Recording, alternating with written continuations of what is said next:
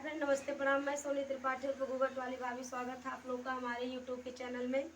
कैसे हैं आप लोग? मैं तो बहुत अच्छे से हूँ, माता रानी से मनाती हूँ। आप लोग भी जैसे रहिए, जहाँ भी रहिए, मस्त रहिए और थोड़ा सा टाइम निकाल के हमारा वीडियो देखा कीजिए। आज मैं आप लोगों के लिए आज हरतालिका तीज है, तो उसी के उपलक्ष्य में हमने एक सोहर गीत लेकर आया है आप लोगों के लिए। आप लोग हमारे गीत को सुनिए। हमारा गीत पसंद आए तो प्लीज़ शेयर, लाइक और कमेंट करना बिल्कुल ना भूलिएगा। देखिए, हम तीज के व्रत में स्त्रियां किस तरह से सजती संवरती हैं और भोलेनाथ से क्या क्या कामना करती हैं, मैं अपने गीत के माध्यम से आप लोगों को बता रही हूँ। आप लोग मेरे गीत को सुनिए, मैं सुना रही हूँ आप लोगों को गीत। भादो के लगे ते महीनेवा ओ सोहागिने, दिनवा जो है हो सोहागिने, दिनवा जो है लियो। मोरी बहिनी आवत बाट तीजी के बरतिया होत तीजी, हमें भूखिला होती जी, हमें भूखिला हो। मोरी बहिनी आवत बाट तीजी के बरतिया होत तीजी, हमें भूखिला होती जी, हमें भूखिला हो। हरियर पही रेली साड़िया होत ओढ़े, ले चुनरिया होत ओढ़े, ले चुनरिया हो। मोरी बहिनी हरे रंग पही रेली चूड़िया होत हरे रंग बिंदिया हो। मोरी बहिनी हरे रंग पही रेली चूड़िया होत हरे रंग बिंदी हो।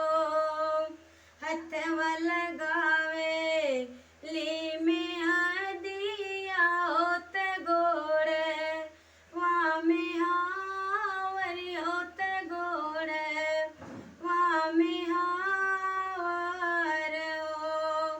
मोरी बहिनी पियरे से दो रासिंगोरे होत मांगी, या सजावेली हो मांगी, या सजावेली हो।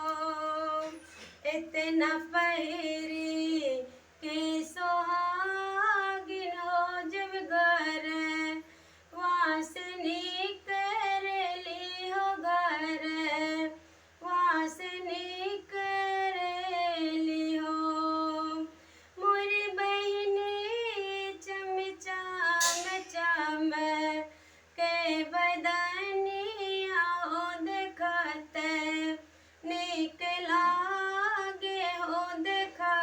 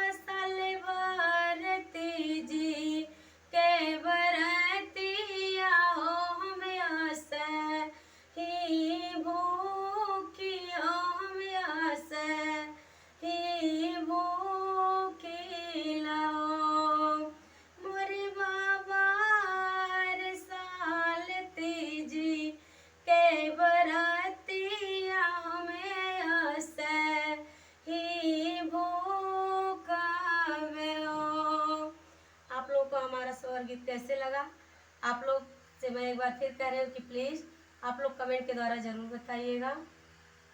फिर मैं मिलती हूँ ऐसे एक नई वीडियो में, तब तक के लिए बाय। हैप्पी हरितालिका तीज।